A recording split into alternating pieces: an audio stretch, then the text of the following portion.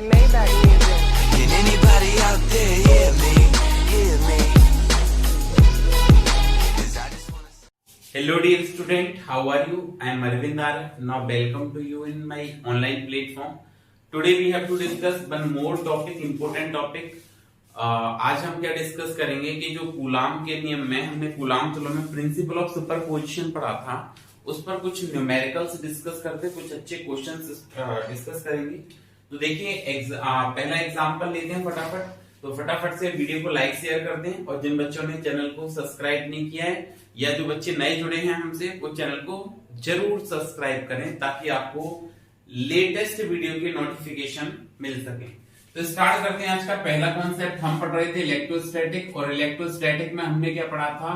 हमने पढ़ा था सबसे पहला topic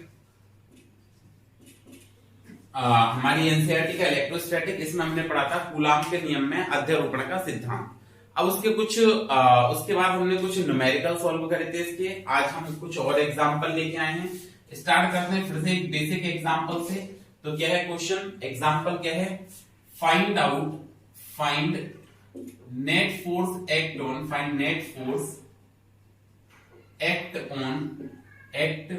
on charge placed at point C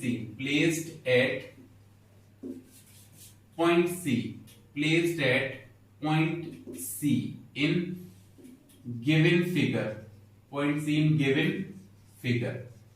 क्या है क्वेश्चन?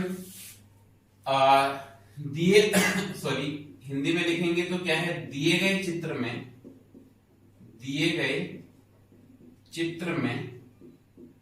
बिंदु C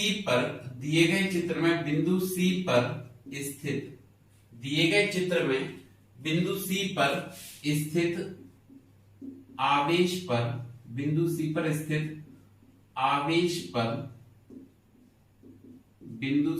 स्थित आवेश पर परिणामी बल ज्ञात कीजिए। परिणामी बल ज्ञात कीजिए। इस पर हमको परिणामी बल ज्ञात करना है। ठीक है, अब हम देखते हैं यहाँ पे। इस पर हमने एक ट्राइंगल ले लिया, ये 3 बिंदु ले लिए। इस ट्राइंगल में कौन कौन से? A B C. ये हमने क्या ले लिया? एक ट्राइंगल ले लिया, और ये हमारे इक्विलेटरल ट्राइंगल है, समबाहु त्रिभुज है।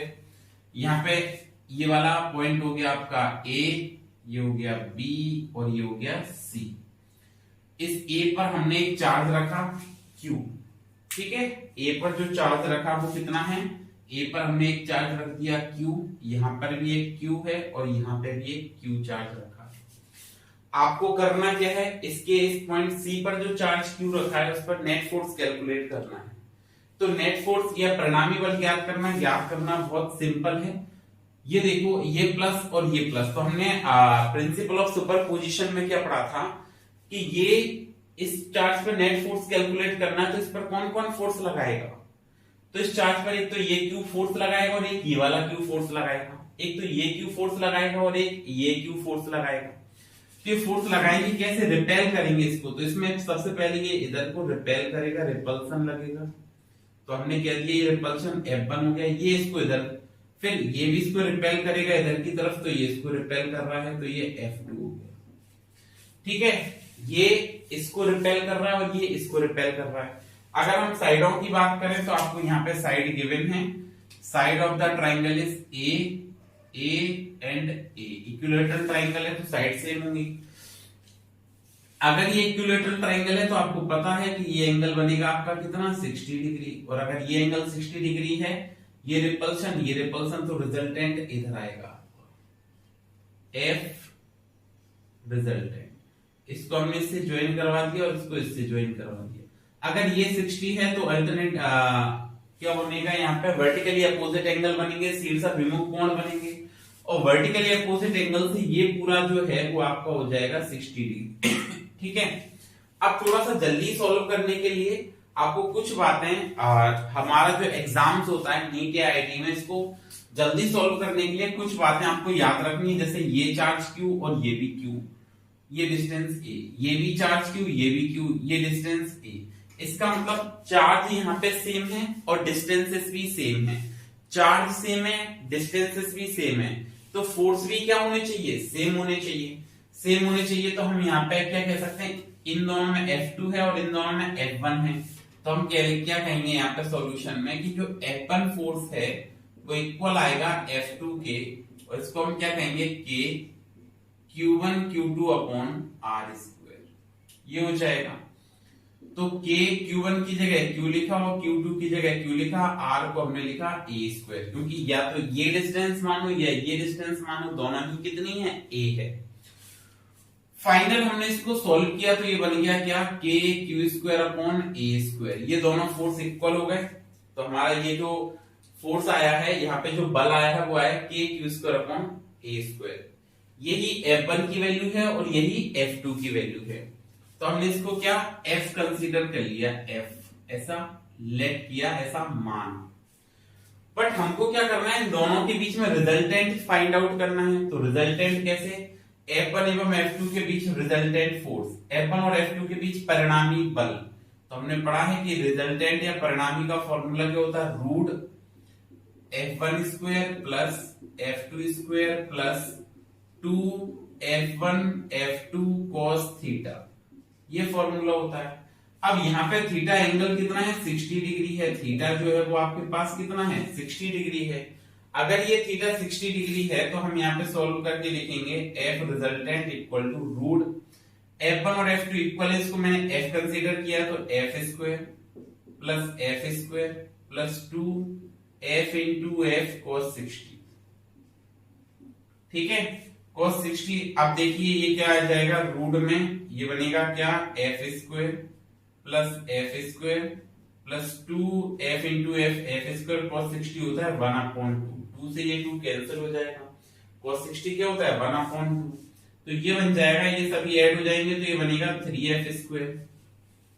इसका मतलब यहां से आपके पास रिजल्टेंट क्या आया, तो F रिजल्टेंट आ जाएगा रूट 3F, रिजल्टेंट क्या है, रूट 3F, और F हमको पता है क्या है, तो हमने इसको क्या लिखा, रूट 3, और F क्या है, K Q square upon A square.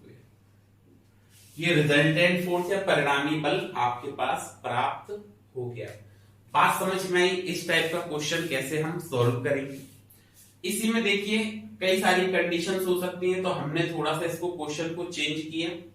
Same है क्वेश्चन, यहाँ पे सेम है, find net force act on charge placed at point C point पर जो चार्ज रखा है उस पर नेट फोर्स चाहिए।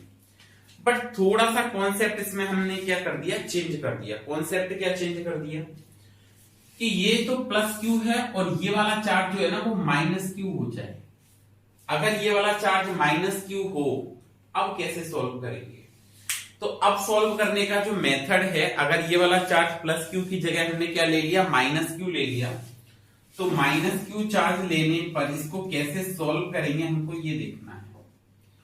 आपके पास वापस से ये सेम पॉइंट है सी, ये कौन सा पॉइंट है, ये पॉइंट है आपका पास सी, और सी पर क्या है आपके पास एक चार्ज है प्लस क्यू, ये भी प्लस क्यू है, लेकिन ये चार्ज माइनस क्यू हो गया। अब हम इसको सॉल्व करना चाहते हैं, तो ध्यान दें, देखें ये पॉजिटिव और ये भी पॉजिटिव, तो इसको रिपेल करेगा, धक्का देगा इधर की तरफ, ऐसे F2 ही कहेंगे इसको हम। ये नेगेटिव है, ये पॉजिटिव है, तो इसको अपनी तरफ खींचेगा, अट्रैक्ट करेगा ऐसे, इस तरह से, और ये हो जाएगा आपका F1। ठीक है, कॉन्सेप्ट समझना इंपॉर्टेंट है आपके लिए। ये इसको अपनी तरफ अट्रैक्ट करेगा और ये वाला चार्ज इसको क्या करेगा, रिपेल करेगा, धक्का देगा। तो देखिए फिर से ये चार्ज कितना है, प्लस क्यू, ये भी कितना है, क्यू, मतलब मैग्नीट्यूड दोनों का क्यू क्यू है। यहाँ पे भी इसका मैग्नीट्यूड या परिमाण क्यू है और इसका भी मैग्नीट्यूड क्यू है। माइनस के कारण तो हमने डायरेक्शन ले ली ना, माइनस के कारण दिशा ले ली, दिशा ले ली तो हम माइनस क्यू नहीं लिखेंगे। माइनस के कारण हमने यहाँ पे क्या ले ली, डायरेक्शन ले ली, माइनस के कारण दिशा ले ली, तो आप यहाँ पे माइनस क्यू नहीं लिखेंगे। क्या बात समझ आ रही है, ठीक है। अच्छा जी, तो ये बात आपको क्लियर हो गई, ये F2 हो गया और ये F1 हो गया। अब देखो ये क्यू, ये भी क्यू, परिमाण में बात कर रहे हैं, मैग्नीट्यूड में बात कर रहे हैं, तो ये भी क्यू, ये भी क्यू, ये क्यू और ये भी क्यू, तो इसका मतलब ये फोर्सेस फिर से सेम होंगे। F1 equal to F2 equal to K Q1 Q2 upon R square, और K Q1 को आपने क्यों लिखा, Q2 को भी क्यों लिखा, या आप इन दोनों से लिखेंगे तो Q क्यों लिखेंगे, क्योंकि मैंने पहले ही बताया है माइनस के कारण हम डायरेक्शन लेते हैं, दिशा लेते हैं, इसलिए चिन्ह नहीं लेंगे, साइन नहीं लेंगे। ठीक है, तो आपका क्या है यहाँ पे K Q into Q upon A square, ये वैल्यू आ गई। अब यहाँ पर रिजल्टेंट की बात करते हैं कि रिजल्टेंट में एंगल कितना बनेगा, तो आप ध्यान दें कि ये जो एंगल है ये एक्सटीरियर एंगल बन रहा है, बाहर बन रहा है, इस ट्राइंगल के त्रिभुज के क्या बन रहा है, बाहर बन रहा है। और हमने ऐसा पढ़ा है कि जो एक्सटीरियर एंगल है ना वो दो अपोजिट इंटीरियर एंगल के सम के इक्वल होता है, जो बहिष्कोण है जो विपरीत अंतः कोणों के योग के बराबर होता है। ऐसी बेसिक थ्योरम है हमारे 10th क्लास में। तो ये क्या हो जाएगा आपका, ये टोटल एंगल बनेगा यहाँ पे 120 डिग्री। ठीक है, क्या बात समझ पाए, ये एंगल कितना बना 120, बस कॉन्सेप्ट याद रखना है आपको। अब इन दोनों के लिए रिजल्टेंट ऐसे आएगा, परिणामी ऐसे आएगा FR, ये F1 से ज्वाइन करवा दिया इसको हमने, और ये F2 से ज्वाइन करवा दिया। अब देखें यहाँ पे कि हमारा जो एंगल है वो कितना रहा यहाँ पे, तो थीटा अब आपके पास 60 से हो गया, थीटा कितना हो गया 120 डिग्री। ठीक है, अब हम इसको सॉल्व करते हैं आगे आप सॉल्व करेंगे तो देखिए क्या बनेगा, यहाँ पे थीटा हम लिखेंगे 120 डिग्री, और तो ये जाएगा cos 120। ये फिर से F1 F2 इक्वल है, इसको हमने F कंसीडर किया, F मान लिया, और ये जाएगा cos 120। इसको आप सोल्व करेंगे तो F रिजल्टेंट आएगा रूट में F square plus F square plus 2F into F हो जाएगा F स्क्वायर cos 120 माइनस 1/2 होता है। ये 2 से ये वाला 2 कैंसिल कर दिया, और 2 से 2 कैंसिल कर दिया, तो वापस से देखेंगे हम रिजल्टेंट फोर्स कितना आ जाएगा, FR is equal to root F square plus F square, ठीक है, माइनस F स्क्वायर, ये F स्क्वायर से F स्क्वायर कैंसिल हो जाएगा, तो ये बनेगा रूट में F स्क्वायर, और जब आप सोल्व करेंगे तो ये रिजल्टेंट आ जाएगा रूट में F स्क्वायर का मतलब F का मतलब क्या, K Q square by A square. तो अब आप इस बात का भी ध्यान रखें कि अगर यहां पर एंगल 120 डिग्री है तो जो एक फोर्स है आंसर वही आना है, एंगल 60 डिग्री है तो √3 टाइम्स हो जाएगा ये। ठीक है, ये दो पॉसिबिलिटी देख ली। अब एक और क्वेश्चन हम इसमें सॉल्व करेंगे, इसमें हम कैलकुलेट करेंगे वापस से। तो देखिए नेक्स्ट क्वेश्चन इसी टाइप का, थोड़ा सा नेक्स्ट क्वेश्चन देखते हैं।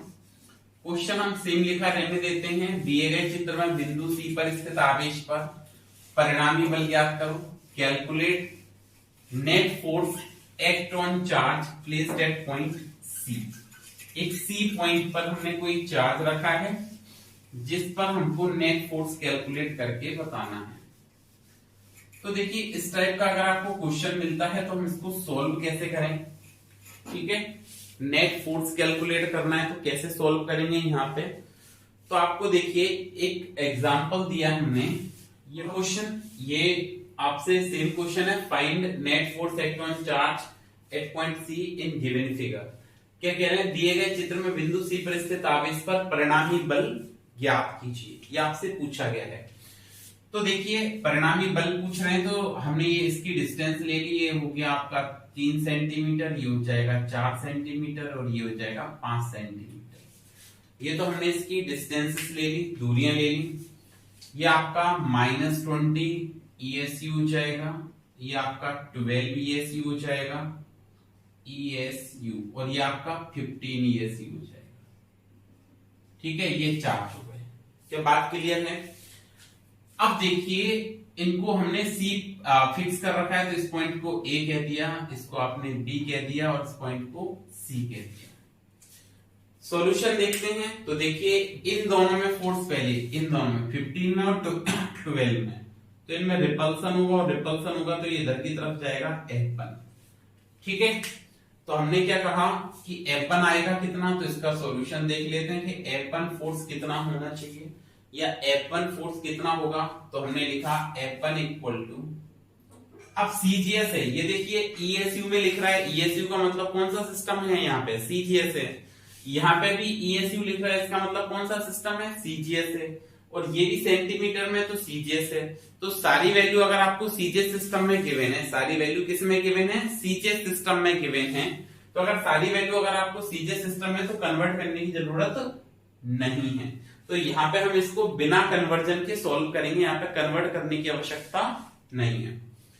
अब देखिए यहाँ पे तो हमने F1 इक्वल टू लिखा Q1 Q2 by are square, क्योंकि सीजीएस में जो फोर्स का फॉर्मूला होता है वो होता है Q1 Q2 upon r square. Similarly हमने जनरल वे में जो फॉर्मूला पढ़ा होता है वो होता है F equal to K Q1 Q2 by are square, और Q होता है 9 इंटू 10 की पावर 9, लेकिन वो केवल एसआई सिस्टम में वैलिड है। वो कौन से सिस्टम में वैलिड है, एसआई सिस्टम में वैलिड है। यहाँ पर हम सीजीएस सिस्टम की बात कर रहे हैं, तो सीजीएस सिस्टम में केवल होगा Q1 Q2 upon r square. Value रखते हैं F1 इक्वल टू Q1 कितना है 15, Q2 कितना है आपके पास 12 बाय आर स्क्वायर, आर का मतलब 3 का स्क्वायर। सॉल्व करेंगे तो यह जाएगा 15 इंटू 12 बाय 3 का स्क्वायर, तो 3 इंटू 3 बन जाएगा। 3 से कैंसिल कर दिया तो 5 टाइम्स, 3 से ये 4 टाइम्स, तो जाएगा 5 इंटू 4, तो यह जाएगा आपका 20 ESU। ये वैल्यू आ गई इसकी। अच्छा, ये F1 की वैल्यू आ गई। अब ये 12 ESU पे कैलकुलेट कर रहे हैं, तो -20 ESU क्या करेगा, इसको अट्रैक्ट करेगा। ये आपका F2 हो गया। ये क्या कर रहा है, इसको रिपेल कर रहा है, तो दूर की तरफ जाएगा। ये -20 वाला क्या कर रहा है, इसको अट्रैक्ट कर रहा है, तो पास की तरफ जाएगा, और अट्रैक्ट करेगा तो हम क्या लिखेंगे, F2 is equal to Q1 Q2 by are square. या ऐसे भी लिख सकते हैं, अगर आप इसको Q1 कंसीडर कर लें, चलो देख लेते हैं। इसको Q1 कह दिया मैंने, इसको आपने Q2 कह दिया, और इसको आपने Q3 कह दिया। तो हम इसको लिखेंगे क्या, F2 equal to Q2 Q3 by are square. Value रखते हैं, Q2 12 है और Q3 कितना है 20, R कितना है 4 का स्क्वायर है। क्या बात क्लियर है? अच्छा, इसको आप सोल्व करेंगे तो यह जाएगा 12 इंटू 20 बाय 4 इंटू 4, 4 से कैंसिल कर दिया तो 5, 4 5 जा 20, 4 3 जा 12, तो ये F2 कितना आ जाएगा आपके पास 3 इंटू 5 मतलब 15 ESU। ठीक है, ये F1 आ गया, ये F2 आ गया। अब आपको यहाँ पे रिजल्टेंट चाहिए इन दोनों के बीच में, तो ये एंगल आपका राइट एंगल है, 90 डिग्री बनेगा यहाँ पे। अगर ये 90 डिग्री बन रहा है तो ध्यान रखें ये भी आपका एंगल कितना बनेगा, 90 डिग्री बनेगा, क्योंकि ये सिंपल स्ट्रेट लाइन है। अगर ये भी 90 डिग्री बना तो इसका रिजल्टेंट हम कैसे कैलकुलेट करेंगे, परिणामी कैसे आएगा, इस तरह से इसका रिजल्टेंट आएगा, परिणामी आएगा। इसको हमने इससे ज्वाइन करवा दिया और इसको इससे ज्वाइन करवा दिया, तो ये आपका जो रिजल्टेंट है, परिणामी जो है, वो यहां पर कैसे सॉल्व करेंगे, तो हमने दो फोर्सेस का रिजल्टेंट कैलकुलेट करना सीखा है। Fr इक्वल टू रूट में F1 square plus F2 square plus 2F1 F2 cos theta, और थीटा कितना है आपके पास यहाँ पे 90 डिग्री है। थीटा कितना है 90 डिग्री है, क्योंकि ये F1 और F2 यहाँ पे 90 डिग्री के एंगल पर हैं, तो हम यहाँ पे कह सकते हैं बिकॉज हियर थीटा कितना है आपके पास 90 डिग्री। अगर ये थीटा 90 है तो बताइए cos 90 की वैल्यू कितनी होती है 0, तो ये वाला टर्म 0 हो जाएगा। cos 90 की वैल्यू 0 होती है, तो Fr is equal to root क्या बनेगा F1 square plus F2 square. cos 90 की वैल्यू कितनी हो जाएगी 0। अगर ये cos 90 की वैल्यू 0 हो जाएगी तो हम क्या लिखेंगे यहाँ पे F रिजल्टेंट लिखेंगे। F resultant equal to root F1 square, F1 की वैल्यू कितनी है मतलब 20 का स्क्वायर प्लस F2 की वैल्यू कितनी है आपके पास 15 का स्क्वायर, और ये वाला टर्म 0 है तो 0 पे ऐड करेंगे तो सेम वैल्यू आएगी। ठीक है, हट जाएगा ये 0, तो 20 का आप स्क्वायर करेंगे तो 400, 15 का 225, ऐड कर दो इसको 625 आ जाएगा। 625 का रूट सॉल्व करेंगे तो रिजल्टेंट आ जाएगा 25 डाइन। ठीक है, बात क्लियर हुई। तो इस टाइप से ट्राइंगल पर बेस्ड कॉन्सेप्ट को हम कैसे सॉल्व कर सकते हैं। ट्राइंगल अगर आपको गिवन है और उस पर चार्ज रखे गए हैं और उसमें कंडीशंस पूछ लें, एक हमने कल बताया था आपको कि सेंटर पे पूछ लें, तब भी आप कैसे कैलकुलेट करेंगे। तो ये डिफरेंट कंडीशंस होती हैं कि हमको ये चार्जेस अलग अलग पोजीशंस पर होंगे तब कैसे कैलकुलेट करना है। ओके, बात क्लियर है।